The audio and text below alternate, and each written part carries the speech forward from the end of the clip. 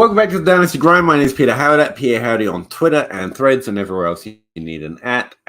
This is a live show we do every Wednesday from 9:30 till we run out of comments or get really tired and go to bed, usually, hopefully before midnight, guys. Please, maybe once.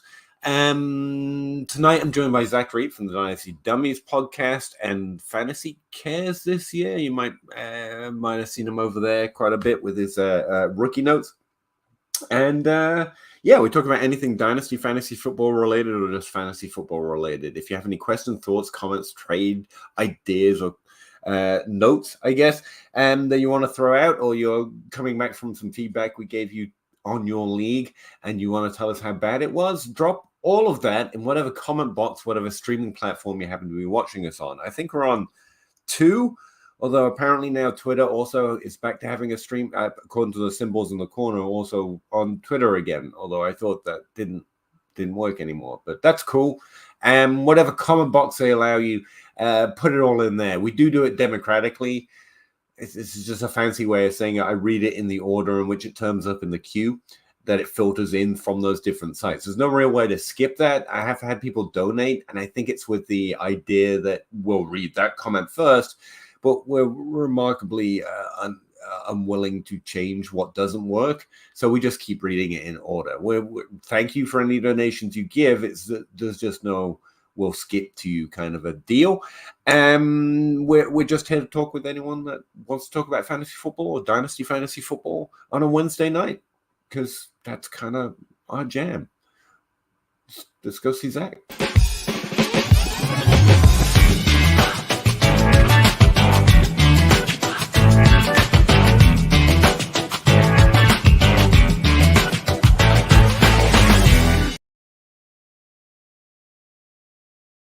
Hey, Zach, how's it going?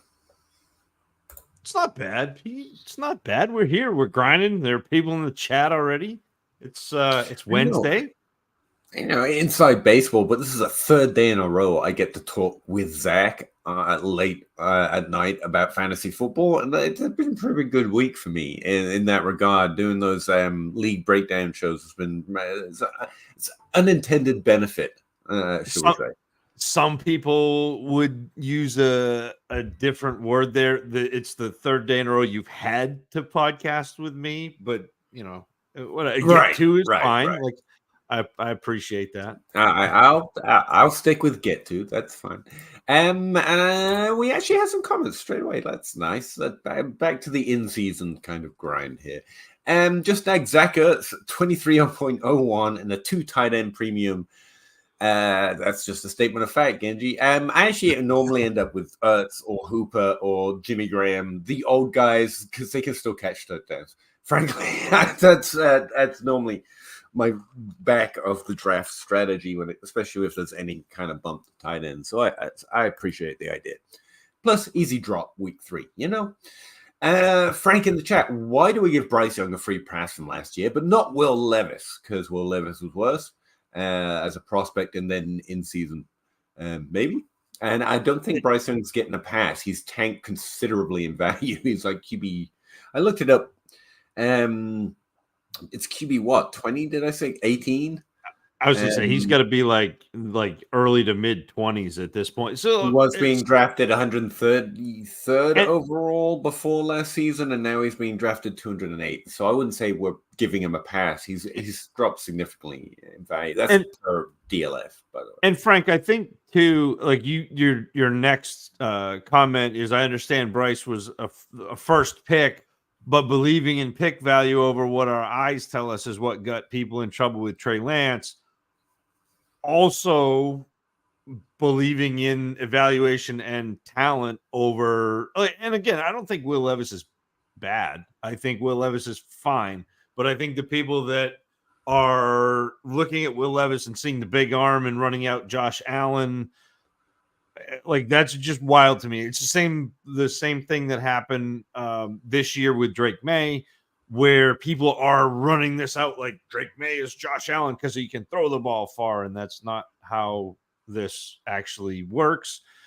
And Bryce Young has fallen a ton, and the kind of hanging your hope on it is, he is the starter. He was the starter last year.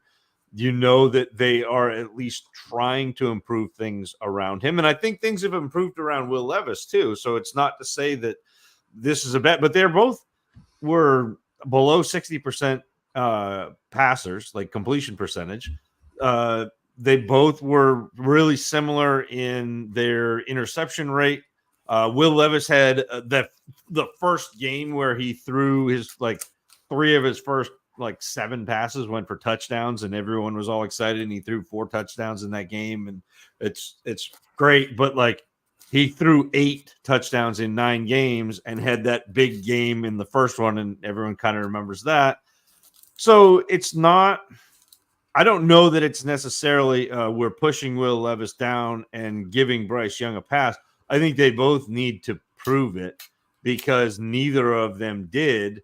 But the collective consciousness of Dynasty still says Bryce Young has a better chance of proving it, because we've seen Bryce Young do it, as opposed to what we've seen from Will Levis in college and going forward. Also, the final point I will say is, even though Bryce Young is not a running quarterback, he is a mobile quarterback. And go look at the rushing statistics between Will Levis and Bryce Young. And I know Levis only played in or started 9 games last year, and Young had 16. But if you go take Will Levis's rushing totals and you can multiply them by any number you want until you get to 10, above 10, and Bryce Young is going to outdo him. So that matters for fantasy too. Just that little bit of rushing upside matters too. And I don't know if everybody's looking at that. Well, Bryce Young does have the ability to scramble. I mean, he ran for 200 and change, 250 yards or something. Not great, but again, just that little additional thing that Levis doesn't have. All right, I want to see a bunch of stuff in a row. I don't like to monologue, but I seem prone to it. And this kind of format kind of leans to it. So I want to see a few things. Number one, Dynasty Outhouse just retweeted our link, so he knows we're live. I'm just going to point that kind of stuff out. He definitely knows. He has access. He knows. 2, Frank. Both here in person, in real life, and on Twitter, I have a similar problem in that the way I kind of think out loud. That's kind of how I process. And I have an accent, and I'm a nasal little bitch. And so I quite often come across as condescending. I want you to know that it's not intended that way. If it ever comes across that way as you, screw everyone else in the world. You, me, you, and Frank in the chat. That's all I really care about, because you're someone willing to spend a Wednesday night talking with me. Honestly, you're like my best friend right now. And so it's with that intent that I'm talking at you, because this format kind of lends to it. It's not at you. I'm just talking. This is the only way I have of communicating with you. And I have this crappy nasally way of voice and this way of thinking. So please take it as it's intended. But both you and Zach are doing very interesting things about analyzing and evaluating a situation. And we could talk about how the draft capital still matters, or how the prospect profiles are quantifiably different. And that's why one's ranked above the other, even though one is trending down and the other has. I checked it out a little bit just now on Keep Trade Cut and DLF. DLF's kind of slow, so occasionally I use what I think is a worse site, but is meant to be more up to date, like Keep Trade Cut, just to check. And he's about stable on Keep Trade Cut, Will Levis, and he's about stable in ADP, even though it works a month behind, which I thought was interesting. And even when I checked out the ranks, like Superflex rankers are more up to date, or meant to be, because we can update anytime we want, just inside baseball there. But we could update right now. If you ever get frustrated with those dates, the last time we updated, it's entirely within our control. I'm just saying. Even there's like a 10 QB positional rank difference. But I would say Levis is more stable, whereas Bryce Young is tanked. And so what I want to take away, instead of discussing all of that really interesting football stuff, is the main way I play fantasy is to think about someone as good at fantasy and as invested to be on the fucking Dynasty Grind on a Wednesday night in July. Like, you're pretty invested to be thinking about Will Levis and Bryce Young in this way. It's really interesting to me to take away, because I see a lot of Will Levis talk in my little bubble on Twitter and in Dynasty outside of Twitter as well. Well, like Will Levis is a topic of conversation. I see Jetpack Galileo posting clips. I don't watch them to keep the brand alive, but I know he is posting clips, and that gets me excited because Jetpack Galileo is fun and funny, and I like both of those things, and tends to be a pretty good evaluator, and he doesn't see completely terrible things in Levis. But what I'm saying is there is hype around Levis. What I'm saying is it's easier to trade Will Levis now than it was a month ago. It's harder to trade Bryce Young now than it was 3 months ago, certainly towards the start of the season. So your feelings on this matter reversed. And so what I see, Frank, is that we got to remember that while we joke about being on trains and being on the boats and I'm in the Will Levis camp, whatever, they're all fictional, and you're actually alone just with your little dynasty roster, me, you, and everyone. And so instead, the way I typically think about fantasy, or in this kind of question, is just take an aside. And someone who wants to be in on this argument is thinking in this way. It's kind of the psychology of dynasty, which is typically more Zach Reed and Leo Pasiga way of thinking about dynasty. But this is where my process interacts with it. So you think Will Levis is buried and Bryce Young is overvalued, but the values are trending in the exact opposite directions. And Will Levis is a topic of conversation and more easy to trade right now. Now, I'm not saying Will Levis is a bad bet for this year. He had a cannon as a prospect and wasn't a terrible prospect. He was just kind of meh. He's like the No, he's not as bad as Bo Nix. Like a Michael Penix prospect this year with slightly less draft capital, but already started games and already has a starter gig waiting for him in 2024. So definitely not a bad roster, and especially as ADP or whatever his value is right now, it's probably fair. But people that like him think everybody else is against him. That's kind of what I'm getting from you, and not just you, from others, which means, as an aside, as a guy trying to remember that there aren't camps and there aren't trains, and if it doesn't work out, you're just stuck with whichever player you go with. There's a value window on Will Levis right now. And while Will Levis is a perfectly fine roster at ADP or for whatever trades you get, if there's a Will Levis guy in my league, that means now is a really great time to trade for him at a very fair, reasonable value because it's possible and interesting. Just accept there's a range of outcomes, and I don't know the future. That's kind of what my main thought was when I read your first two comments here, and I see you commenting, and I'll get back, and we'll get back to you, and you can tell me why I'm stupid and condescending, and anything you want to say, I'll take it. But that's what occurs to me with your comments. There are Will Levis guys out there. I mean, if Jetpack Galileo is talking about them, the pretty substantial evaluators is talking about Will Levis, and I'm probably going to find a couple of my leagues, and they're in a train. They're on a camp. They want to show the world. They won't trade me 1 million first-round picks, but it means because there's a range of outcomes, this is a very comfortable trade window if I have Will Levis. Whereas if I have Bryce Young, or the person who has Bryce Young in my league, it's in the exact opposite situation, especially because of comments or thoughts like this. And so depending on what the trade offers are, I would actually explore or be interested in considering those range of outcomes and say, because this is where the hype and the thought process is in those certain trains and camps, that the opposite might be viable for a lot of teams because that's just the way. And we herd towards ideas. And I think right now we're probably herding towards Will Levis being undervalued and herding towards Bryce Young being overvalued, which probably means in a lot of leagues, approaching it the opposite way could really work out because there's a range of outcomes. I think Young sucked last year, despite the draft capital and despite the better prospect profile. And we can blame coaches and all the other excuses, but he just didn't do as well as I thought he should in his first year. So I'm lower on him, but I'm not seeing 0% or chance that he can be, something good, or at least even as good as I thought he possibly could. And if the value is going in opposite directions because of trains and camps and off-season talk, that's interesting to me as well. I'm not trading for a lot of Bryce Young, don't get me wrong. I'm just also not thinking that going into my leagues trying to get Will Levis is a great idea if the hype is already there. It depends on the trade, always. If you're getting him for seconds, he's the starting quarterback this year. Pretty cool, especially in the Superflex, obviously. And there is upside. There's a range of outcomes, and one of those range of outcomes is at least Ryan Tannehill, and he's been pretty good after moving and finding a new team. And it was a wild journey, but Will Levis could get there too in terms of fantasy. So yeah, I'm not dismissing that at all. And that's reasonable value. That's fine.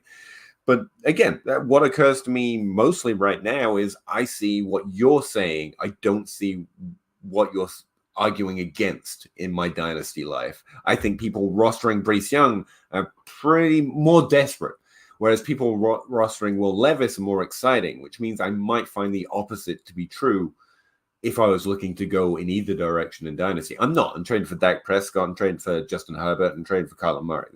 Those are kind of my targets. I don't go discount QB shopping a lot because I kind of have to see it before I believe it, because I believe quarterback evaluation. And to your and Zach's point, like, you are also talking about believing your eyes.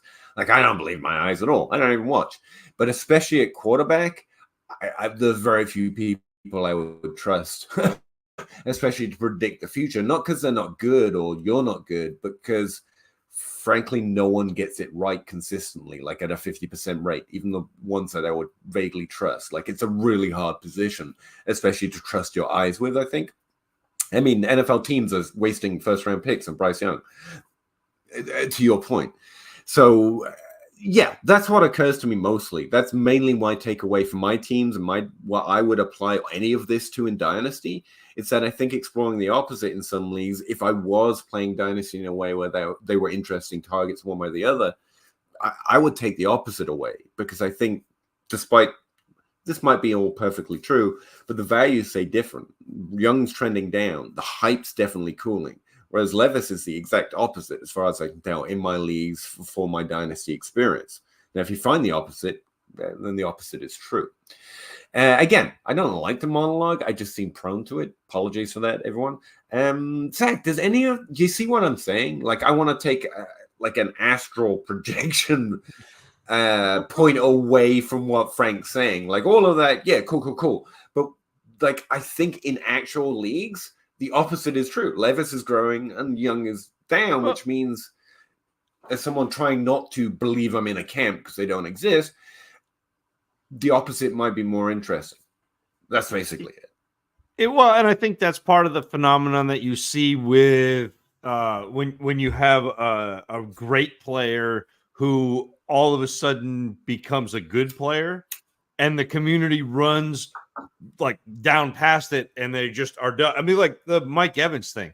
Mike Evans has been undervalued now for 3 years because for the first 6 years of his career, he was overvalued. Like, people were taking him as a top 5 wide receiver. Well, so people were taking him as a top 5. I got so much hate for that.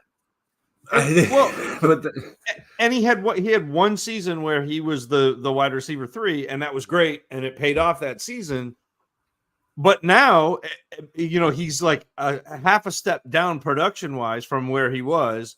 And now all of a sudden he's barely a top 24 wide receiver. And so we run by this. And I think the same thing holds true with players that we evaluate highly when they don't do what we thought they would do, but they have played. All of a sudden we run completely by. And I think that, like, to your point, is part of what's happening with Bryce Young. Like, people expected him to be in the CJ Stroud echelon, and he didn't even come close.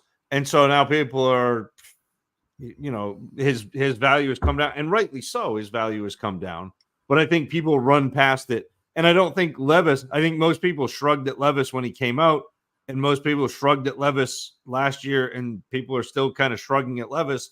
But that's true. Like, a lot of people are still shrugging. I'm still shrugging. Yeah. Because we're shrugging at Levis. There's some truth. Yeah. But because we're shrugging at Levis and like we have this like really negative idea of Bryce Young because he was here but played here, we think he's down, below that. And so it's a kind of an interesting, like, I don't think Levis has changed very much. To take Frank's point, Young is still held over Levis, even though they both had terrible seasons because of the draft capital, because of and all the stuff we could say, and you did. But that's true in either like game one. Levis has a positive game. His value obviously escalates. The truth is rah, rah, rah, rah. But there's still that whole shrugging horde that are going to be, I'm still uncomfortable with it. So his value will struggle to get up as high as if Bryce Young has a good game one because everyone's kind of down, but they immediately want to go back in because of the draft capital and the prospect profile.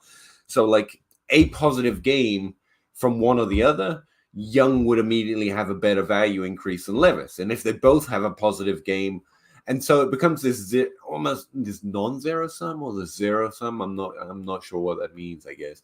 Affair where playing it out, and you don't have to trade Levis for Young. You can do both, to be fair. I mean, there's no reason that it has to be an either or. But like the range of outcomes of Young is higher because of what Frank is saying here, that Young's being held to a higher value. That will still be true if they both have a positive game. It'll still be true if they both have a negative game. So Young always has this little boost because of what everyone thinks, if you know what I mean. And without having to say, I prefer Young over Levis, you can just know that everyone else does.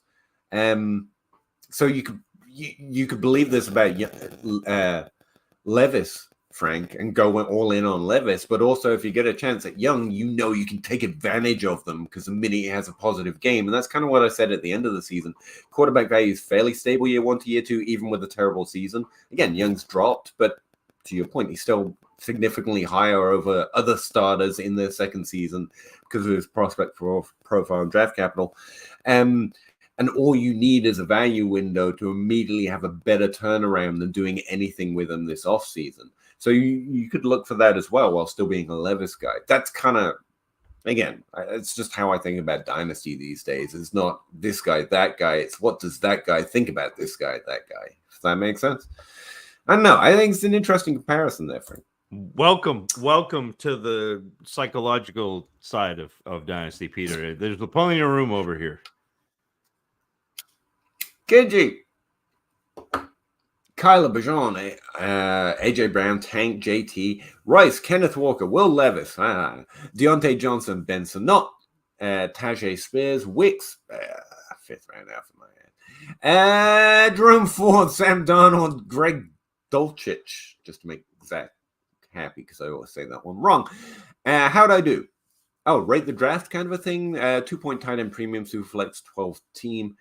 You didn't exploit tight end enough in that format, but I'm guessing because that's the way the draft fell to you. As far as the order goes, it looks like you got pretty good value on JT after Tank. It was great. It's probably too high on Tank, but definitely a great pick to get JT 1, 2, 3, like fifth round. That's fantastic. Rice is okay. Kenneth Walker is good, assuming these are draft rounds. Will Levis is decent. You're a little weak at quarterback. You're really top heavy because Kyler's great. And then you've got Mr. Levis, who, again, has a positive range of outcomes, but I expect Tannehill to be his ceiling. And I don't think you exploited tight end enough, my personal way of drafting. But every team looks good after a draft as long as you don't, and not entirely unaware of value. And you're clearly not. This team looks fine. It looks really good in that format. It's just the way I draft, I try and preference those 1Z or in the Superflex 2Z positions a little bit more, but you've managed to walk away with better wide receivers and running backs by not doing that. So your team still looks really good. I think you drafted several below ADP, actually. Got some really great values. And yeah, again, every team after a draft looks really hot. And so does this one. Zach, what do you think? Well, and you buried the lead where Ray Davis, Kamani Vidal, and Eric All also were. Neat. But no, yeah. I'm the same way. Where if I see a 2-point tight end premium, the tight ends are going to be my quarterback room. Like that's just kind of how I play, and I think you'll find that they end up scoring. So the Laportas, the Kelseys, the Hawkinsons, the Kittles. Even like McBride, Evan Ingram is very sneaky that way. They're gonna score like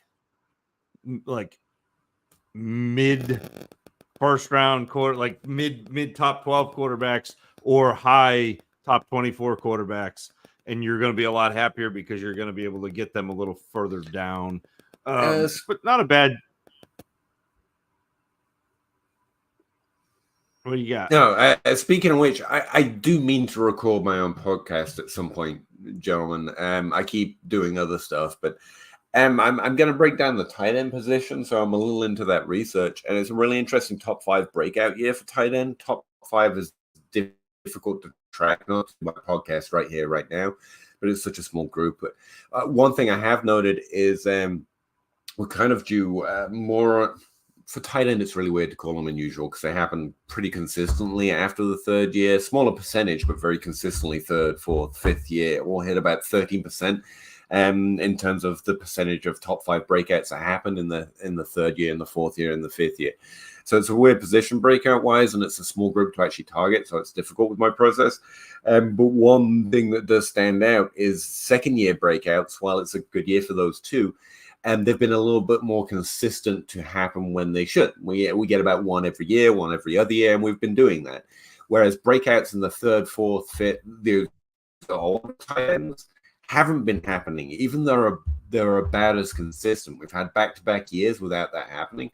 And so I've been just briefly scanning potential breakouts, trying to exploit the tight end position where I can. And the ones that stand out to me, well, Pat Fairmouth, you've mentioned a lot, Zach, and I already roster him everywhere, so that's not great for me. But I think Greg Dulcich missing a year last year is interesting. But also like Jake Ferguson, dirt cheap as far as Dynasty goes, had a really solid year last year, but he's entering his 3rd year, and that actually makes him slightly more interesting just in terms of trends. Yeah. And there are a couple others, but sorry, you just got me back thinking about that. I've only briefly glanced at it, getting ready for that podcast, but since you're in a 2 tight end premium league, I thought I'd try and throw something at you. It's a start 11. You've even got 11 starters here, so that's pretty cool. SFB scoring was announced today. I haven't seen it. I have to talk about it. I'm guessing let's talk. We don't have to talk about it after all. Look at me correcting someone else's misspellings. The turns have tabled. What's your division draft slot? How do you feel about the tight end scoring in comparison to the running backs and wide receivers? I haven't actually looked at the scoring, so it's going to be difficult for me. And my draft slot, I think I selected a late draft slot. That's usually what I go for on Scott Fishbowl, so I have an excuse. But also, I like the turn. I really do. And I'm meant to be doing the Cincinnati live draft, so the scoring will be whatever the sleeper scoring is, which I'm aware is slightly different sometimes, especially around the kickers. Have you seen the Scott Fishbowl scoring? I have not. So the fact that things get dropped on Wednesday is really tough for me because I go from work right into doing baseball practice and then cooking dinner and then getting the kids ready for bed. So I haven't done anything yet in terms of looking and seeing what went on with Fantasy Cares or the Scott Fishbowl scoring. I will. That'll be a tomorrow thing, but I haven't seen it yet. And as far as division draft slot, I am in the Boston Live. I am in the Will Hunting division. How do you like them apples? And I have the 107 because it was what was left after years. Yeah, that's kind of what happened. Well, so after years of being beaten down and being sniped by me from the 101, Mike Fiella was like, nope, I'm going to get in first and take the 101. So I ended up mid-round just to see how that shakes out. So we'll I will see. say I do have a draft sheet that I tend to use off and on when doing startup drafts, and I tend to apply Scott Fishbowl scoring to it and go back through it and try to publish that for everyone. The few little things that I use in a draft, play ADP so you have a draft board, and then break down positional scoring to show you who's doing what where. When I get to it, I'll have some better ideas of the scoring, but because I literally haven't seen it. Sorry, brain burst. I literally was work early hours and I got home 30 minutes ago, so I missed all of that. But I'm excited to look. I'm also excited that Kuda Doodle just spoke to us. I'm just saying, like, she's the best. She really is. Very excited. Nice to see you, Kuda. Frank in the chat. Recently asked about Levis. I heard Levis for a Lad McConkey trade. And it just seems like the hate has gone a bit too far on Levis. In a super flex, yeah, that's a little. He's a starter this year. I'd probably take Levis in that deal. I'm not a huge Ladd guy, though. I think Zach prefers Ladd a little bit more to me. I mean, whatever. Just a little. I mean, we're fairly close, but yeah. I mean, I don't know that I'm a Ladd McConkey guy either. We had the conversation, Peter, where we both agreed that he was like super mid, but he ends up in a fairly good landing spot for and good draft what capital. We'll go with. I think he's talented. I think he's got skills, and I think that displays on his per touch kind of per reception, per rep kind of stats. He's mid in terms of a prospect when you're a fantasy player looking for a guy who earns volume and dominates in volume, and he was a wide receiver 3 or 4 behind very Bowers prospects, several who came out and not. That's the thing though, he wasn't just behind Bowers; he was often behind other wide receivers on that depth chart in terms of volume. Which again doesn't say everything, but when you're chasing fantasy points, that's kind of my main thing. Like, does this guy show an ability to earn volume? And if you can't in college, it's less likely to do in the NFL. But he was drafted, did get a great landing spot, and on a per touch basis, yeah, I definitely see why people like him. So I don't know if he's mid, but as a prospect profile, it ends up balancing into yeah. Well, but I think everyone is looking at him and thinking, oh, there's going to be the Keenan Allen, because they look at him and they say he's just like Cooper Kupp, or he's just like Keenan Allen's a hot target. Well, yeah, but he also is not like, people look at Ladd McConkey and they see literally see white guy, and they're like, he is a slot receiver. It's not what he did. That's not what he does. Like, so whatever, but no, like I don't think that getting Ladd McConkey, I've seen sneak into the first round. If Ladd McConkey's a first rounder to you and you want to take Ladd McConkey for Will Levis, like, I don't think getting a first round pick for Will Levis is bad business. But I don't think Ladd McConkey is a first round pick. And so, that's not something that I am personally doing. Like, yeah, I'm just reading my notes on him real quick. You're absolutely right. He was not a slot guy. He was low ADOT, but he was also low slot. Like, he was playing a low amount of slot snap. So he's not even. And I thought we hated slot guys. I'm the one that's meant to like slot guys, which is probably why I'm not huge on Ladd. But yeah, Ladd's interesting. We're not completely tanking Ladd. Again, landing spot and what he did when he got the ball, very impressive. So that's always good. But yeah, probably I think you're right there. The value on Levis is a little off. He's probably cusp. Well, he's probably cusp first round anyway. For like McConkey, I think like once you get down past the 10, so you got Williams, Jaden Daniels, Harrison, Malik Nick. Yeah. Sorry, I'm not trying to talk over you. I'm muttering to myself. It's a thing I do. Carry on. I'll mute. No, it's fine. Like, but he's probably, once you get past Brian Thomas at 10, it's Brooks and Benson and McConkey, and then the quarterbacks that kind of remind you of Will Levis and Penix and Nix, and so I don't think that's that far off, Frank. I'd like to tell you it is. If Levis is fantastic, which I don't think he is. I think he's good. I think he's fine. But I don't mind getting a first round pick for Will Levis. I mind more that the first round pick now is Ladd McConkey, because I think that Ladd McConkey is less valuable than the pick slot that he's drafted at, because I think you're in kind of the pick'em place there. Once you get past, Brian Thomas and Jonathan Brooks, I think that there are maybe 9 players that could go anywhere in any order. So, yeah, I just lean the running backs in that range. I just looked up. He's 13th overall in Superflex rookie rankings. Apparently, rookie ADP. Yeah, this is rankings. So yeah, he's that cusp of the first, and the players, like you say, after Brian Thomas I'd probably go Brooks, I'd probably go Benson, I'd probably just lean the running backs at that point. But Levis would be perfectly fine in that range. I've literally, and I'd lean the quarterback. I've literally been on a live stream with you, Pierre. I know. I've never.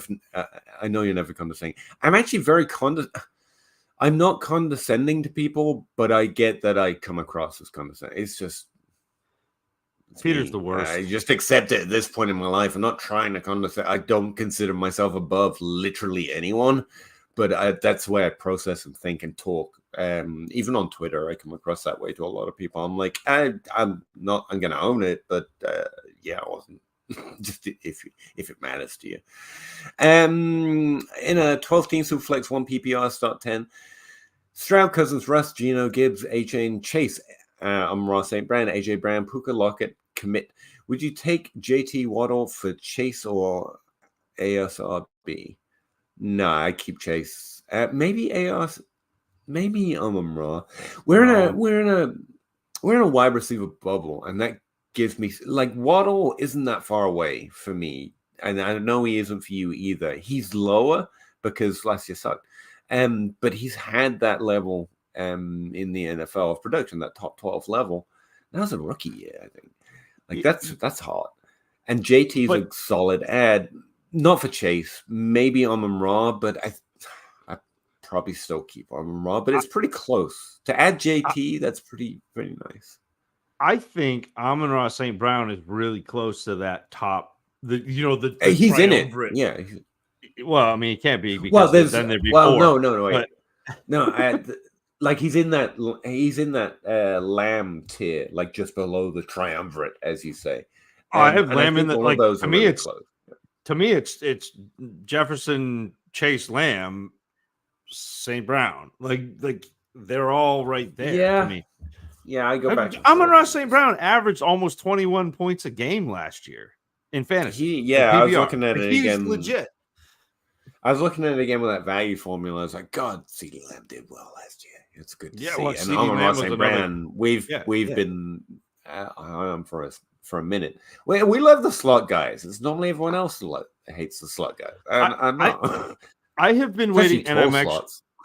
Yeah, well, so I've been waiting for this to like click with both the NFL and with fantasy players, and I'm actually this week going back and listening to Moneyball. But in the NFL, if it's an 80% chance that you complete a 5-yard pass to a slot receiver, and you can do that, twice in a row, that's a first down, which means nobody can stop you unless they completely revamp their defense. And the same thing with fantasy, having a guy who catches 10 balls, even though they're not deep, all of a sudden in PPR, that's super valuable. And not that Amon-Ra St. Brown doesn't, go stretch the field every now and then, but CeeDee Lamb is really a slot guy. St. Brown is really a slot guy. Puka was like the zone killing slot guy this past year with the Rams. AJ Brown is a slot guy. Like this is just kind of what we like. A lot of the high volume players, DJ Moore, like a lot of the high volume players are slots. So I like the Flow Source's next comment though. That's my favorite. Didn't need to write out my whole team, but why not get Peter to talk more? Because no one wants that, but I appreciate you. Thank you. Frank in the chat. And trust me, I'm not someone who enjoys being the Levis defender, but he's a QB who is top 12 up. You see, you're doing it there again, though. He's not top 12 upside, though. No, that's what I mean. Like, that's a statement that sounds reasonable to think about it. Like, I can name 12 quarterbacks right now. I'd be like, wow, really, Levis? It's like the guy writing. Who was that? I pass things on my timeline sometimes, and I know everyone else knows who they are, but I don't. So it hits, I think, better. But some guy saying, if I was drafting right now, of course Patrick Mahomes goes first, but Jordan Love is second, and like fully in on that, and that hit different. That's that level. For me, Levis is fine, but like, would you Tannehill in his prime? The Tannehill, was he top 12? Yeah, he was top 12 season, but I don't think you ever would have said top 12 QB. He was like 15th, 15th, 15th, His 15th guy. 15th. Like that was Tannehill. Like if you want a mid quarterback, that was Tannehill. That's the thing. He was a discount mid quarterback because no one drafted him there. No one wanted it was like, man, if you Andy Dalton. Those were the days where you could get Tannehill and you could get Bortles and you could just crush your league because you got them in like the 12th round, and they put up points. It was gross, but they're it was gross. You're super mid quarterbacks in the 12th, 13th, 14th, 15th round. Back whatever. when going cheap quarterback was the best meta. Yeah, I remember. I never went Bortles. I just couldn't stomach it. But there was always someone. I mean, the old guys. It was Ben Roethlisberger. You could get for nothing because everyone thought he was gonna quit any second. Anyway, and my high of Kuda actually talking to us goes immediately down because she's calling me out. I appreciate that. So you're philosophizing. You're there. I thoroughly enjoy being squished. I just do. Otherwise, why would I do this? Holy cow! 12-team PPR offered Zamir White for Pearsall. I probably want the White. Running backs are Ford, Cook, Austin, Brooks, Lloyd, Warren. A lot of rookies, which isn't bad. Loaded at wide receiver. If you're competitive, I'm not high on Pearsall. Well, I mean, I don't mind Pearsall, but like if you're competitive, take Zamir White. He should score points. I think he's offered. I would lean White. Pearsall's in that range though, where he's a late first, early second. That seems high for White right now, but I actually think I'm okay with it. That's just the value seems a little off, but I think it's okay. That's what I'm saying. I hate looking at landing spots, especially with wide receivers. But, and here's the caveat: if there was a spot that Ricky Pearsall could land that he could end up being productive in, it is a Shanahan offense where they look at what you do and like try to utilize that skill set.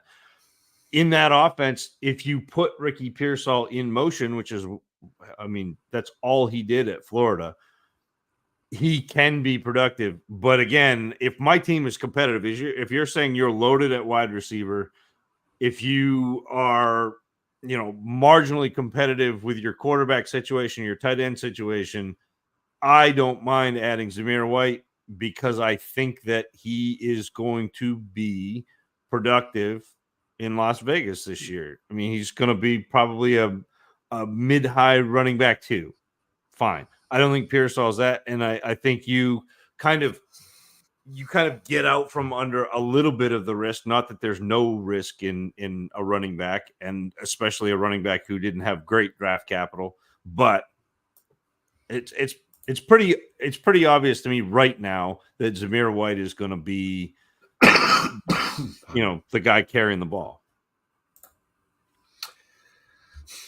No one should listen to me about anything. I was curious. It's been a while since I signed back into Dynasty Planet to look at my rostership because I used to be working on that pretty strong, so I could say things about it.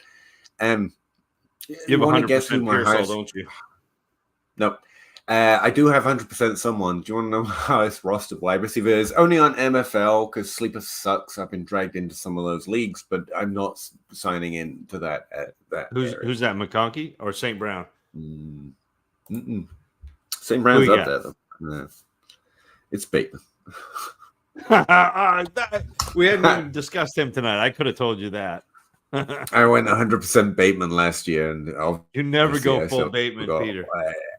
Every single shot you do when you're trading him for thirds. I'm just saying. Last year, third, second for Bateman, that was a decent bet. You're just lighting picks on fire. Hold yeah, basically. But second, Kid Coop, evening fellas. 12 teams start 10. Running backs are Spears, Sharp, Corum. All words that are apparently difficult for me to say tonight. Lloyd, with a contending roster, would you trade a late 25-second? You don't know if it's late, but absolutely I would. To add Davis Estime, or wait till the season to grab a running back that's producing. Davis, you can actually get Davis later than that, which is the great thing about Davis. Estime, I would have lower than Davis and tends to go higher, so it's a little conflicting. I would do it for both in a second, but Davis is being grabbed in the third mostly, I think. Well, right now. so But yeah, if he's already I would got prefer Davis. if he's already got Corum and Lloyd on a roster, that my guess is the rookie draft has already happened. That's a good point. I don't want to spend a second to go get a third or a fourth round running back right now. To me, that's not good business. If you've got your second, hang on to it and see if you can go get somebody in season that is a 1 year rental or whatever, or go start to look at some of these older running backs. You might be able to get Derrick Henry for a 25 second. I'm not sure he's worth a first. He's probably more than a second, so you may have to finagle, but like something like that where you can get an older running back who has potential to be productive or more productive than what I see Davis or Estime right now. Yeah, it's just trading a second for a guy who was just probably drafted in the third. Bad business is a good way of saying it. I think Davis is second round. I would have drafted him in the second round if I had to in a rookie draft, but you did. So it's bad business is it. Throw it at somebody like Aaron David Jones. Montgomery or Eckler Najee goes for Harris. a second really easy. Eckler, yeah. I'm worried about Eckler. Like he's not. I don't think he's ever Eckler again. But he's like Eckler. So for a second. Yeah. No, I do that. Eckler, Swift, Aaron Jones are usually my go-tos when I'm throwing seconds around for running backs. Kamara again. This time of year, that's kind of the running back shopping I'm doing. But in general, wait till the season and try and go higher than that when you know you need them. I mean, you probably know now, like you say, your roster you think is built for it. But it's just the running backs have a landmine after landmine, fields of landmines to walk through the offseason. The first big one's a draft. So we got that. But then there's training camp and there's preseason, and literally any day they can get an injury walking down the street. And running back value is very sensitive to that kind of thing. I tend to think of running backs as getting them when you know you need them, like next week kind of a thing. And then you go get Kamara. You go get just Kamara, really. No, Kamara, you go, who actually is an interesting value right now. Or you get CMC if you're going up. Because you know it's worth spending the value for you because I need them now, not I think I'll need them in a month or 3 months. But that's just me. It depends. Part of that is how you build your roster, to be fair. So it could be opposite for you. Great points, Peter. Thank you, Tacit Assassin 13. I wonder who that guy is. Frank in the chat. Arrow. Kiku, follow-up question. Kincaid is my only tight end, which I think is fine. He's entering his second year. It's most common top 12, and I think top 5 breakout year for tight end. Again, following my research. He's not the one I'm excited about because everyone's thinking of him when they think breakout tight ends, I think, right now. And again, back to I'm looking for something else, but Kincaid's solid roster. Snot is gone. Would you trade a late 25 second and Hyatt for Sanders? The Sanders tight end in this draft? Again, seconds too much. Sanders goes late than that. I'd throw Hyatt literally at anyone for anything. Like, don't get me wrong, but Sanders is being drafted third after 4th round. From what I've seen, again, your draft may have varied, but if he was drafted in the second, I think that's fine. But that was a high pick for Sanders. I think if you're going discount shopping for tight ends to back up Kincaid, they're a very solid idea. Again, approach the tight end position. I think Jake Ferguson is the name that comes to mind, or Greg Dulcich. Both of those pretty easy. A little up, I think Pat Freiermuth. I think he could add something to a second and definitely tempt someone away from Freiermuth right now, and he's a lot more interesting. But again, so it's the value.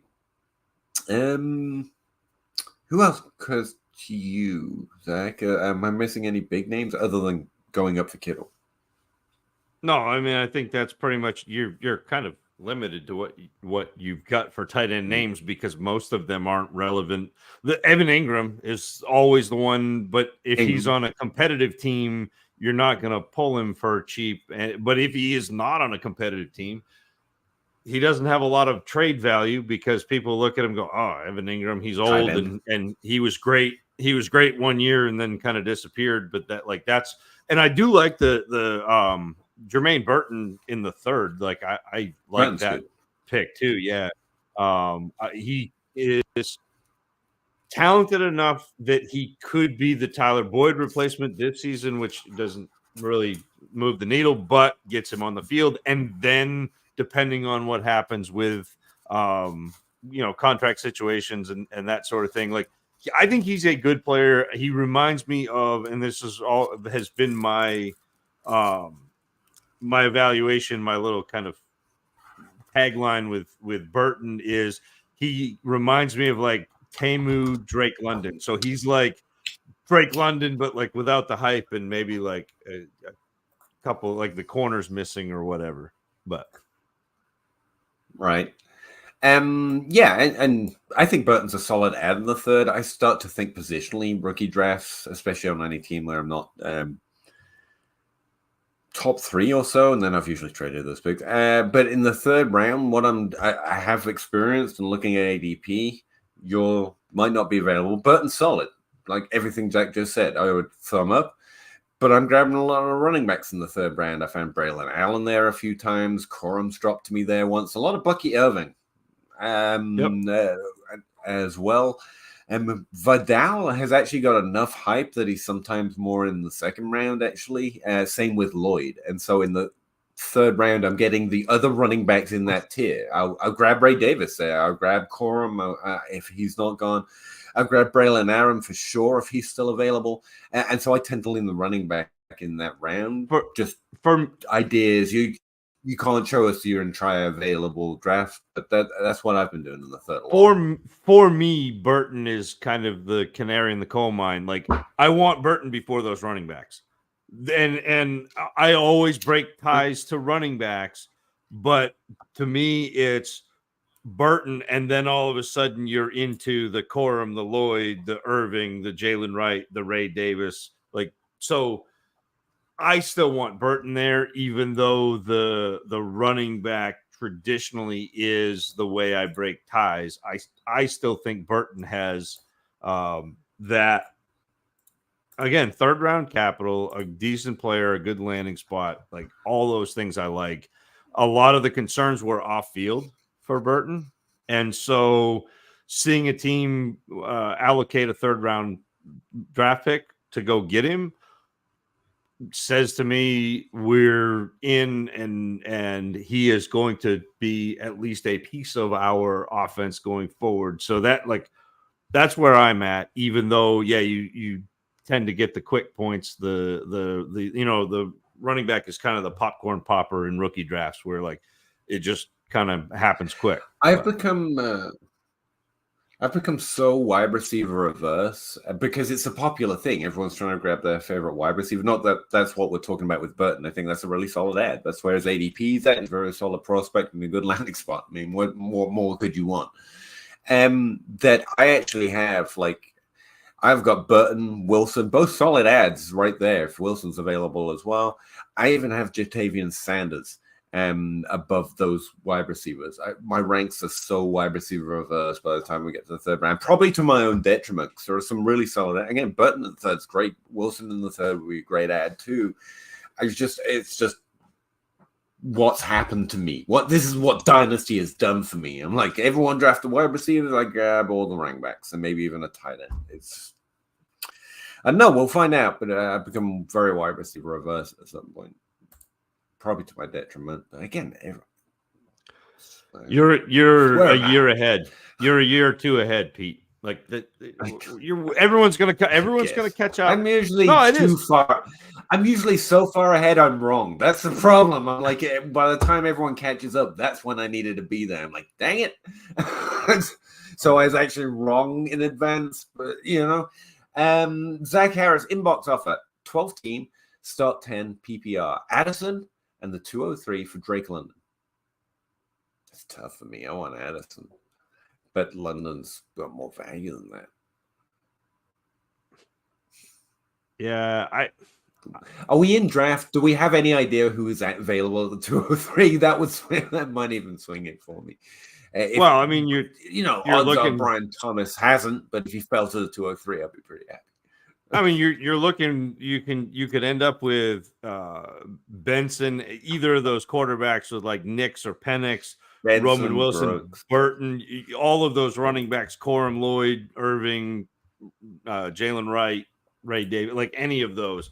So it's really kind of a pick your poison there. I still think it's Addison for me, but I'm like notoriously down on, like I'm low on London, and I have been since he came out. And not that I think he's a bad player, I just don't think he has the ceiling of Addison. I really don't. Like, he may be a better player this year, but that's short-sighted to me.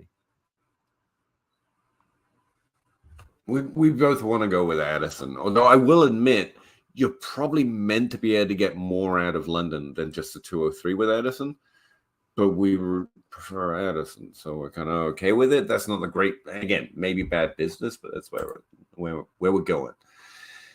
Dame Overboard, good evening. You too, my man. Or lady, Dame. 12-team Superflex star 11, trade away Diggs and a 26-second. Cool. For Hollywood and no, Diggs. Yeah, I'd rather have Diggs in the second. Like, very strongly. Like, we ain't there. Again, this is the old guy discount. Like, if you want a good wide receiver and you're in a position to use one for a year, maybe two, Diggs comes at this price. Just team or wide receiver. Even Cooper Kupp's hanging out there in the 20s right now. What do you think of Scott Fish scoring announcement today? Zach, I wish I could tell you. I got back 30 minutes before the thing started, and I was not in a place to check that out. We have been told that it's been released, but that's all I know about it. I think what I think about the announcement is awesome. I love digging into that stuff. I just haven't been able to do it yet. Mouthful of gold. Which two running backs do you think could have a James Cook style breakout? You mean be a top 20 running back in points per game, but top 12 overall points? I'm just saying. Everyone wants to hate on. I thought you don't like points per game. Yeah, that's James. That's James Cook. I don't, unless you play a full season, which we both kind of did. What are we talking about here? A top 12 breakout, essentially. I haven't really dug into that running back, but typically, honestly, the difference with running back top 12 breakouts is they happen first year a lot. Like it's the only position. I can look at my Twitter thread, and that might give me some ideas. Zach, top 12 breakouts for running backs this year. Who you got? I mean, I don't know that there is a top 12. I mean, like, I guess that your potentials are somebody like Spears, obviously, where he has potential to take over that backfield, although I think it's a split with Pollard, and somebody like Chase Brown, who that's a nebulous back. Like, that's what you got to look for, is you've got to look for backfields that aren't solidified. So, like, I don't think Zach Moss is a takeover of backfield, so Chase Brown has a chance. I don't necessarily think that Tony Ballard is a takeover of backfield, so Tyjae Spears has a chance. So that's what you're looking for. I mean, I guess if Kamara went down, Kendre Miller kind of has that potential, but like, there's no way he is usurping enough touches from a healthy Kamara to be that guy. I think the backfield where Roschon Johnson is in Chicago is now really muddy, and that's not a great thing for him, where Roschon was the number 2 option last year, and they also added DeAndre Swift. So it's like you're going to either have to have an injury or a nebulous situation. So to me, it's the easiest one is probably Chase Brown, Spears. A couple of I don't think Evan Hall gets there. I don't think Zach Evans gets there. It seems really unlikely. Even Charbonnet, who's a good player, is in that backfield with Kenneth Walker, who I prefer Charbonnet to Walker, but they're going to use both of them. So it's an interesting. It's a tough thing. There aren't a lot of running backs who make that jump in year 2, because most of the time, if you're getting up into the top 12 or top 20, it's because you have volume. Damn it. Peter died. I nearly found it in time. I could have kept going. I recently tweeted my breakout thread, and I've got to update the link in my DM to myself. Breakout years at tight end. That's not going to be helpful right here. Yeah, I'm about to break down all the positions in terms of breakout trends that are heading into 2024. Unfortunately, I'm not up to date. I haven't got to running back just yet, so I don't have a lot of hot takeaways. But I will say that running backs do tend to break out earlier and often, especially for a full season. So you're looking mostly at first and second year guys. It tends to be where you look for them, which is kind of why we've both been mentioning the sophomore disappointing running backs from last year. There was a whole cluster of them in the second round last year that we liked, from Tank Bigsby. We like Tank Dell. Who else was there? Tank Bigsby, and the other guy also fell in behind someone else. My mind's going. Sorry. Zach, no, nothing. I don't know who you're like. Second I year don't know who running you're. backs. Roshan Johnson, Charbonnet, Roshan was Andre on Miller. Charbonnet was the other one we mentioned a lot. Yeah. Not a huge fan of Andre Miller. He don't catch the ball, but yeah, that kind of tier of running backs from last year is where my mind initially goes to. We had a lot of breakouts this year. That's why I'm hesitating, because I suspect there might be some interesting breakout trends. It is interesting. I've seen a few questions on breakouts of Struggle Year 1, the Elite 2020 draft class, baby. Sorry, I'm reading my own tweets. This is bad. Sorry. Yeah. Sorry, I got nothing for you, man. Full of gold. Sorry. Usually, I'm pretty good on. I'm usually pretty good on breakouts, but I'm not there yet. I was debating Jonathan Taylor or George Kittle in round 5. You want to be sad, Genji? In a 1.75 tight end premium last year, George Kittle would have been the running back 6. Like tight end premium with the top tight ends who get 120, 130, 140 targets, it matters a lot. So you add in another 0.25 points, and all of a sudden that just bumps him up even further. Like tight ends, those tight ends make such a difference, at least to me. So like Hawkinson, Kelsey, Laporta, Ingram, Kittle. I mean, Njoku last year, he may not be up there, and McBride. Like those players make such a difference. And the closer you get to the top in a tight end, and again, we're talking tight end premium, like uber premium. Like this is not like, hey, we're adding a half point, because that doesn't really move the needle. But once you get up to like 0.75 or a full point above what you're getting for a wide receiver, like all of a sudden those top tight ends that see volume matter a lot. I have been, and where I say typically I'll emphasize tight ends with elite upside, and George Kittle is one of them. The only reason I'm hesitating is, one, I think Taylor goes above Kittle pretty consistently, so I can expect to try and get Kittle later. But he is a 5th round guy. Taylor falling to the 5th is interesting. The other one is Graham Barfold put something out the other day that was good enough. It made me want to go reconsider my Kittle position, which is all in on Kittle every year. And I haven't done that yet. So that's the thing that's making me hesitate. Usually what I come up with, last year he was a little touchdown dependent, however, apparently was one of the things Barfield was pointing out. But Kittle's one of the few in the league that's had like top 108 flex points per game. Like there's 5 in the league, and 2 of them are basically retired. One's Zach Ertz, for goodness sake. And then there's Kelsey for multiple years. He's actually had a top 36 year. And Kittle has had multiple top 108 years, which is infinitely flexible in most leagues, which is why I'm using that boundary. In a 12-team league, that's most teams should be starting him as a flex, if not your tight end most weeks. And the last 2 years have been below that, but he's still had pretty close or at 12 points per game, which is a rare breed for a tight end. Like Kittle's been solid even when he's disappointing, and he's one of the few with multiple years of that flex appeal. Like he's had more than Mark Andrews. I hate to mention that in front of Zach because he's about to get real mad at me. But not for the last 2 years. And I kind of like that as a discount window. Like I liked it last year, I liked it this year.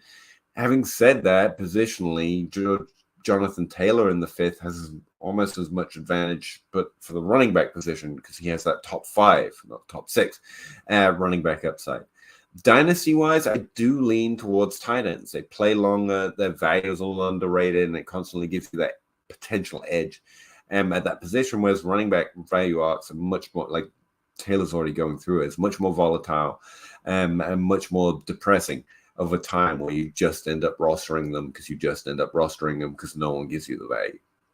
So I lean Kittle for my own teams, but I think Taylor in the 5th is a really solid pick as well. And so what I'm coming out to is how do you want to build your team? It's kind of the answer there for me. I would lean Kittle, but I build my team specific ways that try to account for that kind of value decision. But it is a decision. And if your team is more traditionally built, then Taylor's not only a solid pick, but a great pick in the 5th. Sorry, that's the best I can do. And Kenneth Walker or Jaden Reed in round 7. See, this is why I keep hesitating on the Walker thing. We both don't expect him to start catching passes, but he's a good runner who's going to get running volume. And there's not a lot of those under the age of 50 in the NFL right now. And Jaden Reed's a really interesting wide receiver, but I'm a wide receiver reverse outside of the what I consider more elite tiers these days because of the way the dynasty landscape is, and I think we're in a bubble. So Walker's really interesting to me there. So I think I'll default to Zach here. Like, am I too low on wide receivers to think Walker's a good pick there? No, I mean, I think I'd rather have Walker, but it's not like whatever. It's okay. I don't think Walker. I think Walker's probably like a 13, 14 point a game, maybe 50. Like it's not a difference maker, but I don't think Jaden Reed is even that. They schemed him some touchdowns and it was nice and that's fine. I'd rather have Jaden Reed than anybody else probably in the Green Bay offense other than the running backs at this point. But I don't know. I mean, I guess it's close, but I struggle to see. I struggle to see a world where Jaden Reed is as consistent and puts up the points that Walker does, and Walker's kind of gross. So, I don't know. People are really high maybe it's on the close. Green Bay offense. That's partly what it is, and we're not. You know what? Maybe it's. Okay. No, I revised my statement, Genji. I would rather have Jaden Reed. And I'll tell you why. Because of how you play Dynasty. Exactly. Because I would rather have the wide receiver. And I think that you're going to see hype build during this offseason for Jaden Reed. Peter, you mentioned people are talking about Jordan Love as a top 2 quarterback. You're going to have somebody, whether it's J.J. Zacharyson, whether it's Matt Harmon, somebody big is going to come out and say Jaden Reed is the guy tied to Jordan Love, who is the guy. And so I think you're going to get at least a value bump with that, if not production. See, I mentioned Reed as a sleeper in last year's draft. I liked his profile enough to be in that camp, but I feel like he done woke up. Like this is a cool window for those who managed to snag him last year. I don't want to go on that roller coaster again. Like I think the solid. What is Kenneth Walker? He's a nice, calm tour. Train around the outsides of the theme park. Like it's very nice. You're going to see everything and you'll have a perfectly pleasant time. Whereas Reed's going to be a freaking dangerous roller coaster and you could just throw up. Ken Walker, monorail. And I think that's a really smart way of answering it. That is kind of how you play Dynasty. You're going to look for that window. I try those, like I was saying earlier. I'm always looking for them, but I'm not as consistently good at it. So, like, especially with a draft decision, I'm like, I'll probably just take Walker.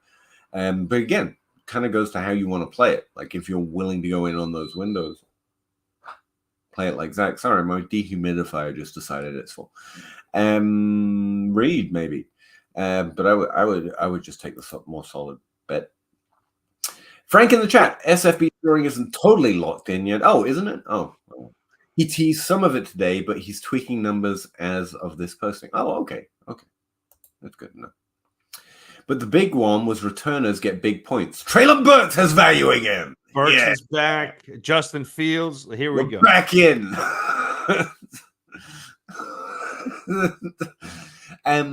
If you don't already, you should check out Adam Harstead. He's been playing return leagues since they embedded him, and he always mentions returning yard points. So he's like got an edge. Not that he normally doesn't, but especially on that, his research is he's already paying attention to that. So Adam's going to be an interesting one for the Scott Fishbowl scoring, apparently.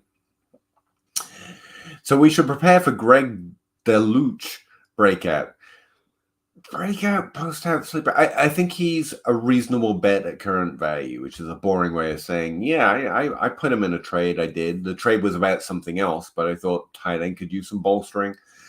We were really excited about him coming in after his rookie season last year, or some of us were. His ADP was enough that I think other people were as well. And he just missed his second year, which happens because of injury. Injury isn't an excuse for wide receivers, but tight ends tend to take a little bit of a weirder path. And all the things that were true about his rookie season are still true. All the things that were true about the player are still true. And I think there was reason to suspect Dolchich was capable.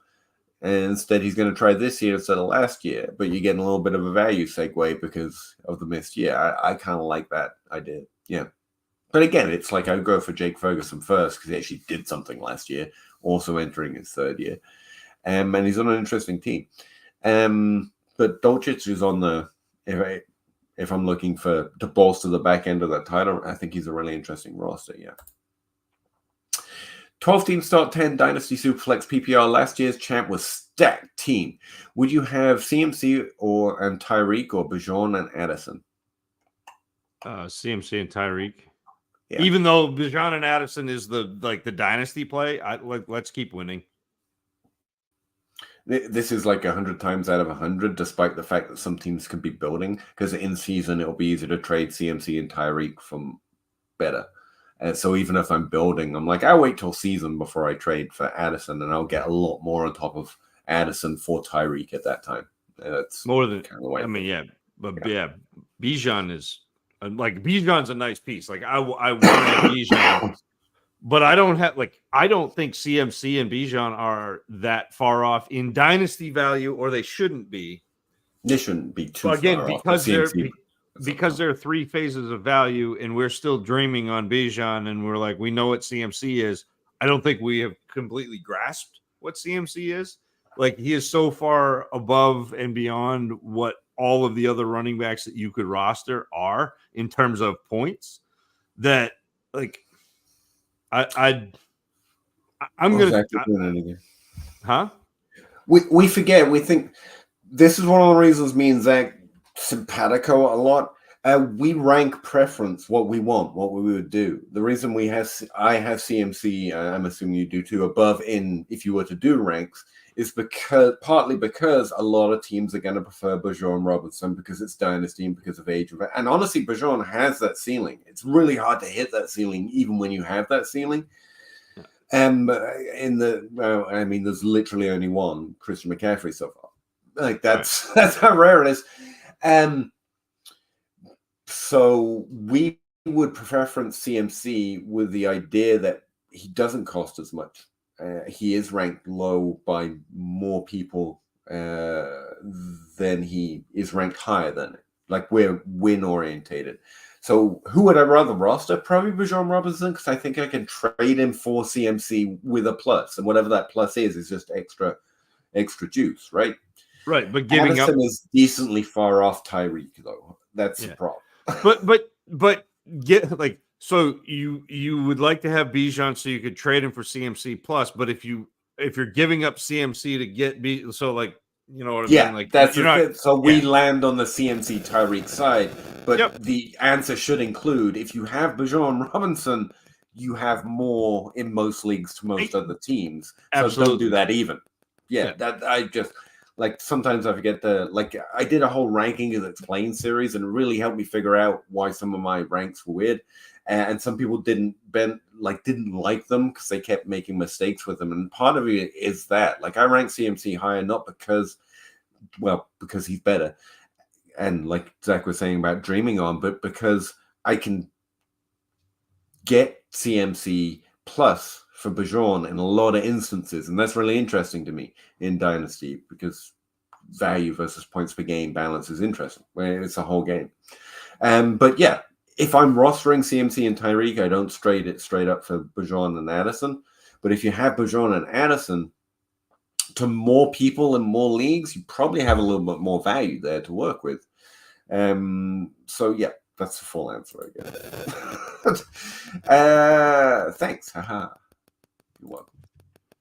Sup, boys? Buy and sell you. Appreciate it. Scribbles, is it possible Marcus Brown leads the Chiefs wide receivers in fantasy points this year? Yes.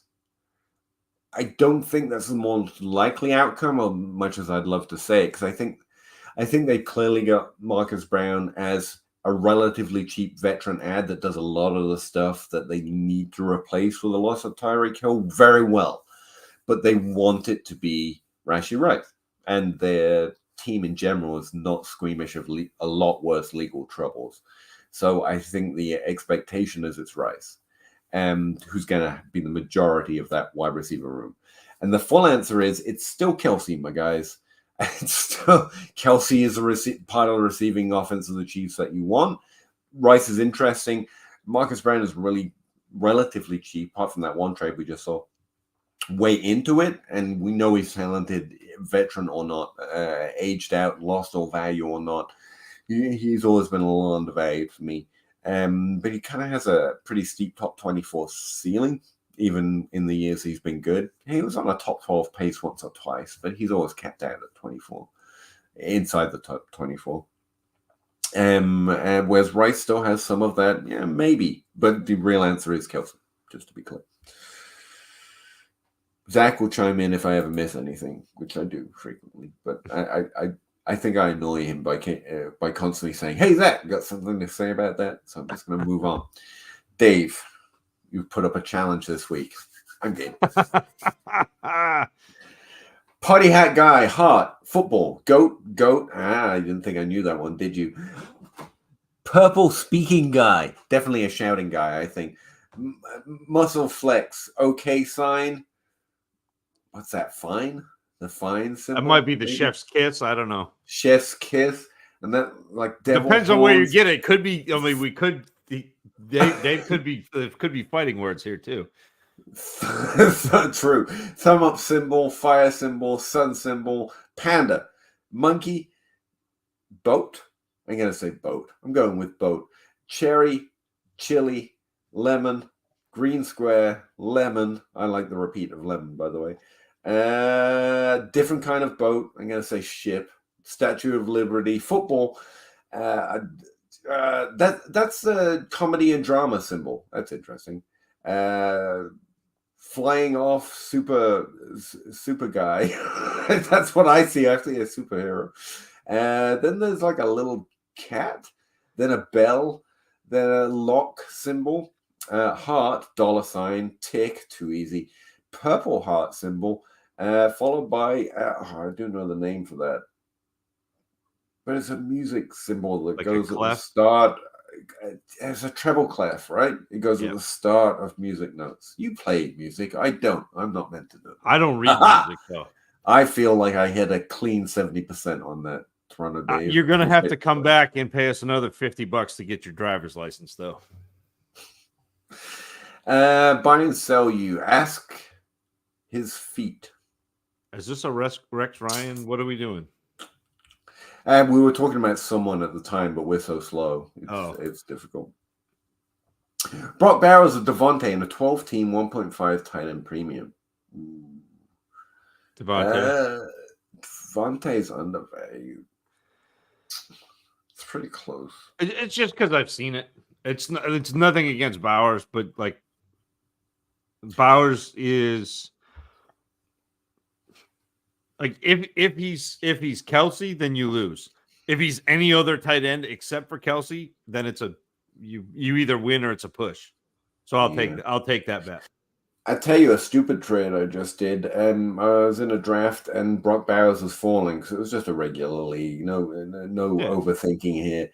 He is at the 108, and I had the 112, so I added Kincaid to the 112. I got Bowers. It's actually a really bad trade, but I was like, I just want to get Bowers. It's probably going to fall to me at 112. To be honest, it's a really funny trade. I like that. It felt stupid at the time. It's like, I'm definitely doing this, and it's definitely going to be accepted. It's rare you send an offer and you're like, that one's definitely going to be accepted, and you still feel good about it. It's Devontae. Is Jerome Ford a sneaky ad right now? All running backs, pretty much, if they're waiver variable. But yeah, Jerome Ford, it definitely is. Yeah. How do you all think this Superflex drama turns out? Ayuk gets extension. Oh, San Francisco drama. Fantasy brain. Turns out Ayuk gets extension. Debo traded. CMC gets extension. That's all. I think he already did, didn't he? Like yesterday. Yeah.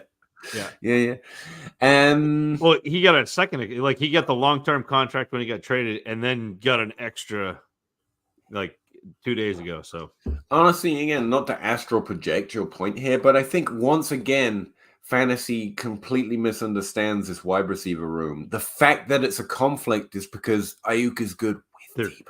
Good, yeah. Without Debo, I know you can points per game split it. I think Debo adds to this offense, and when he's not around, Kittle provides some of that. The rising, but guy. I think without Debo, Ayuk is worse. Like that's what I think, and I think the fact that there is drama should tell you that San Francisco think that too.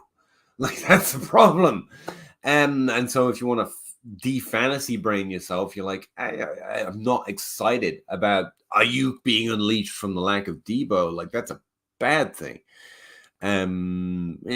Man, that's my takeaway. Frank in the chat creates a Levis Cannon Believers Club. I think it's part of one. I think there's a club. I think there's a train. I think there's a hype train, and when people they meet on Thursday afternoon. There's a table at the back with coffee and mayonnaise. Bring your own pie. I don't know. Yeah. I thought Levis would be more of a rushing threat, but that aspect of his game has been disappointing. Hold on. He wasn't a rusher. I hold on. I want to Google this because you need to hear this. Will Levis. We'll wait. College. Me in the chat will just hang out. Will Levis. Hold on. Will Levis college stats. Are you ready for this? And I understand that college stats count sacks as negative rushing yards. But Will Levis, his last year at Kentucky, ran 72 times for negative 107 yards. This man is not a running quarterback. He never has been a running quarterback. That's not what Will Levis does. His best season he ran for 3.5 yards a carry as a quarterback. He's not a mobile quarterback. That's not what he does. You're muted, but you look good. One of the best things in Dynasty is when Dynasty as a group gets a thing in their mind that's literally the exact opposite of the truth. And you have to defend yourself from literally just saying, look, the exact opposite is true. And occasionally, it's actually pretty rare. It's like CJ Stroud isn't a rusher, and Travis May's just out here like literally his first touch in a college game was like an 80-yard touchdown run. What is everyone talking about? Like he can run. He's not Lamar, but he runs pretty good too.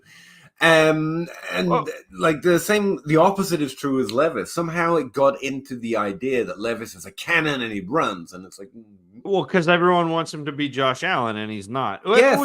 It was like Dwayne Haskins coming out and Stephen A. Smith being like, well, he's a rushing quarterback. I'm like, whoa, no, he's not. I remember a similar thing with Odell Beckham, and believe it or not, this was a thing for a second when in his rookie year to start the season before the catch, he started to get some play and scored some touchdowns, and he was called just a red zone threat. Like that got into the fantasy diaspora where this relatively smaller, fast guy with a high level receiving college production was a red zone threat. Like he was a 6'3" jump ball guy. It was like, wait, what are you all doing right now? It's the first time I ever encountered it. And it was just this completely, even to your own narratives, untrue thing that everyone just kind of thought was true. And we're like, what? Whenever you pointed out that it exactly wasn't. And it just happens occasionally, and it's fantastic. Well, it's a good thing Taylor is top 5. He's saying because Kittle finished as a top 6, but he wasn't. And whatever. He's fine. Just wanted to give my appreciation for the grind. Good night, everyone. Thanks, Anthony. Appreciate it.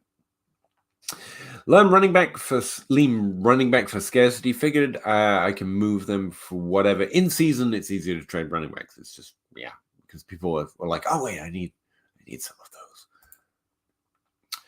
those. But do remember you have a smaller market for them even in season. So consider what the market will be. Look at those teams. If they have no draft capital left, you're not going to be trading for draft capital, for example. And again, because of the smaller market, they can hold you to a nastier value. It is easier. I think you get better trades in season, but it's not always in every league. Oh, easy win. I know where Dynasty content is very fond of suggesting, here's an easy win, just do this consistently. But there are always, like, you try and do that in your league, and then there are only 3 teams that are really competitive. They have no first, and they're not willing to give you a young wide receiver. And you're like, well, shoot. And so, check out those teams and be aware of that. It's something I try to do too. You can not do it. It's fine. Enter the power of 4. 12 teams through flex. Start 10 with 1 point tight end premium. Bijan, Taylor, or Taylor and Hawkinson. Hawkinson's a hot button for me right now. I think it's Bijan, personally. Yeah, I mean, that was close, but it's probably Bijan. You probably get more for Bijan later, but I'm still like, I think Taylor, like, and we did this like a year and a half, 2 years ago, where like I am out on the like running backs that are like high end, 2 years, 3 at max. I'm trading them for young, proven wide receivers. So you could have gotten out of Taylor and gotten St. Brown. You could have gotten, whoever you wanted, whichever young wide receiver you wanted. CeeDee Lamb at the time was CeeDee Lamb, AJ Brown, whatever you wanted. And that's what I want to do that. I want to, like, right now it's like Breece Hall. And Breece Hall has been fantastic. We love but Breece Hall. He's been in the league a couple years, and either right now or after this year, I'm trading Breece Hall, and that's how I play Dynasty. Is I'm going to take the running back and use them for my run, my championship push, and then trade them for young, proven wide receivers and a pick, so I can re-rack running backs. Like, that is just how I play. And this is actually a really good year to do that, because I think next year has a bunch of running backs in the class.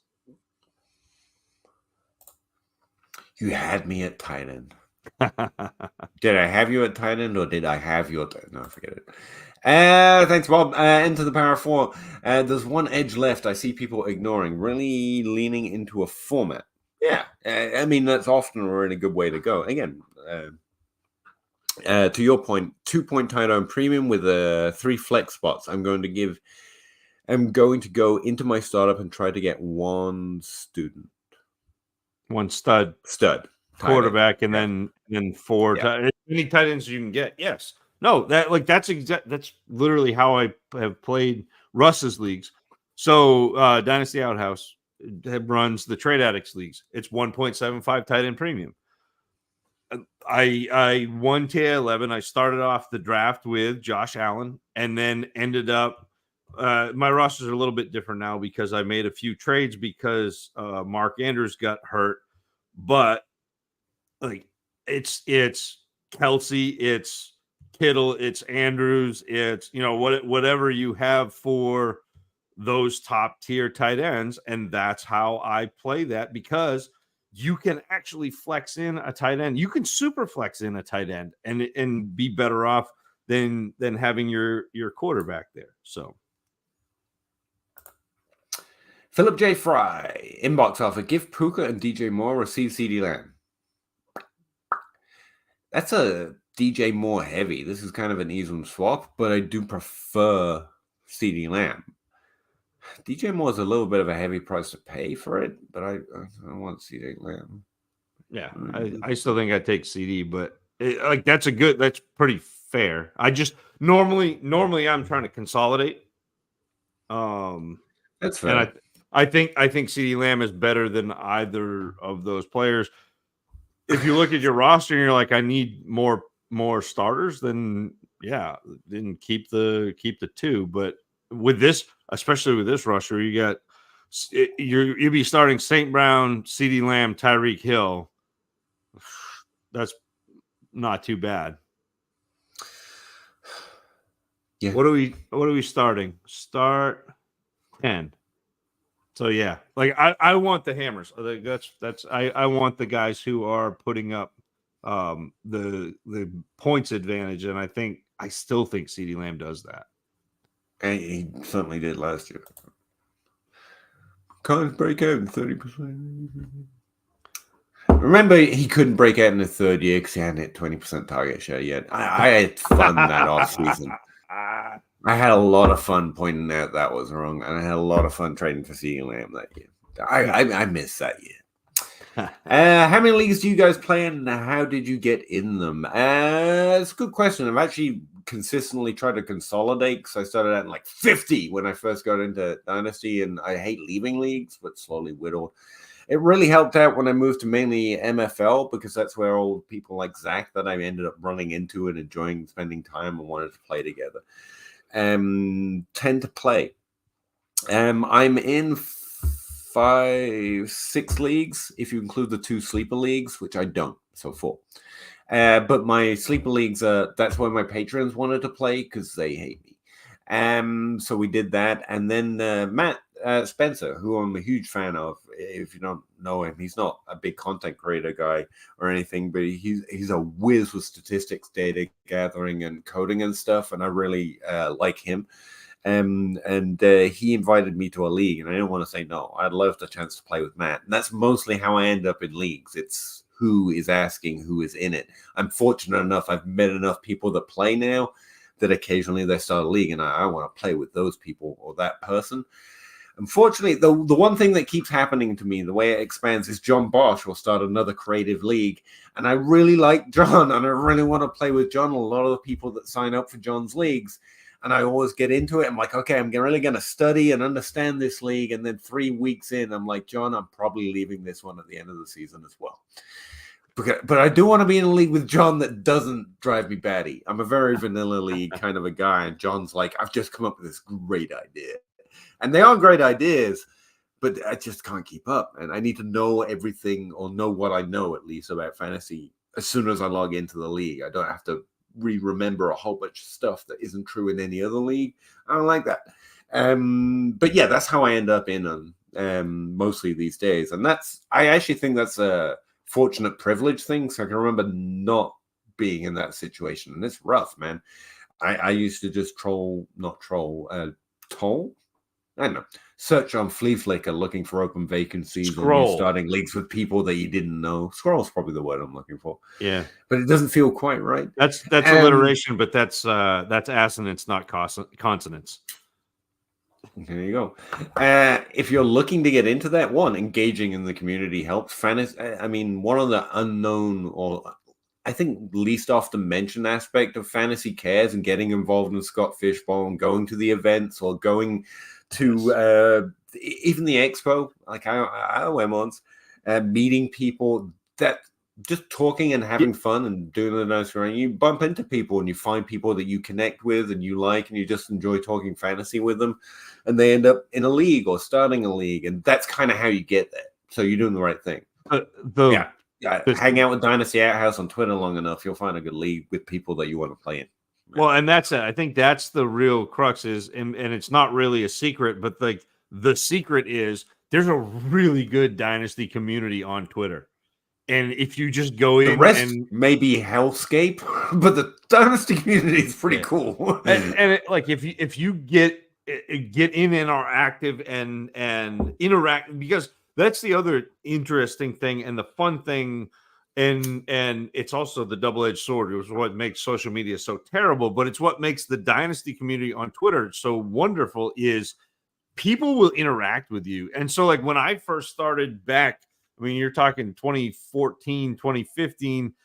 I would be interacting with JJ Zacharyson and Scott Fish and Matthew Berry and Ryan McDowell. And eventually, and at that point, it was like Carl Safchik was doing the DLF stream and I mean, the DLF pod. And so I'm interacting with all these people and they're talking back at me like I'm somebody with information that's worth somebody talking. And I think that's really how the community is, and that to me is how you get in leagues. It's how you find really great people and people that you want to play in leagues.